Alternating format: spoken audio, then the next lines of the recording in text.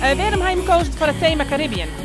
Nou, wij vonden dat sowieso natuurlijk een heel zomers leuk thema. En we hebben natuurlijk heel veel kleren momenteel, dat is een trend, hè? Met blomkes en vogeltjes. En, dat is helemaal trend. Dus wat dat betreft zien wij zoiets van, ja, dan was dat hele thema direct omheen te bouwen natuurlijk. En dat jouwt voor een heerlijk zomersfeer met cocktails en alles erbij. Dus wij denken dat de meesten dat ik heel leuk vinden en heel gezellig vinden. Dus vandaar dat we dat stadion hebben. We zijn ons bekend van een heel nieuw modeseizoen, de lente, de simmer. Wat moet mensen dragen om er helemaal bij te jaren? Nou, ze moet vooral vrouwen met lange jurken dragen, lange rokken dragen, lekkere gimpies eronder, sneakers eronder. Dat is heel stoer en heel leuk. En wat hebben we nog meer? We hebben leuke pasteltinten, dat is echt heel mooi. Zit ook vaak heel veel mensen wel goed. Nou, eigenlijk zijn er heel veel kleuren binnen deze simmer eigenlijk wel in. Hè? Pasteltinten dus, maar ook wel fellere kleuren. Koraal, oranje is ook heel erg in. En ja, blauwsoorten hebben we ook. Dus maar leuke roege spiekerbroeken bij. Het zit hartstikke leuk. Dus op zich is het alle kanten wel uit eigenlijk.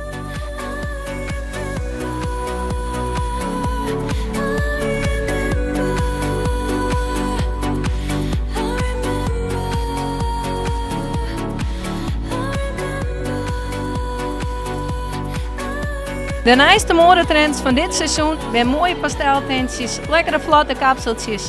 Kijk zo uit. Ja, en mooie pastel.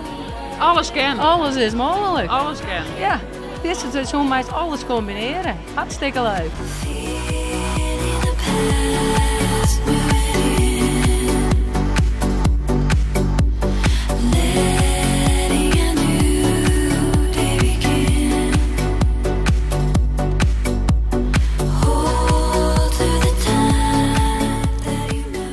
Wij hebben via Facebook een oproep dienen van wil je model wezen bij een modeshow, vies dat leuk?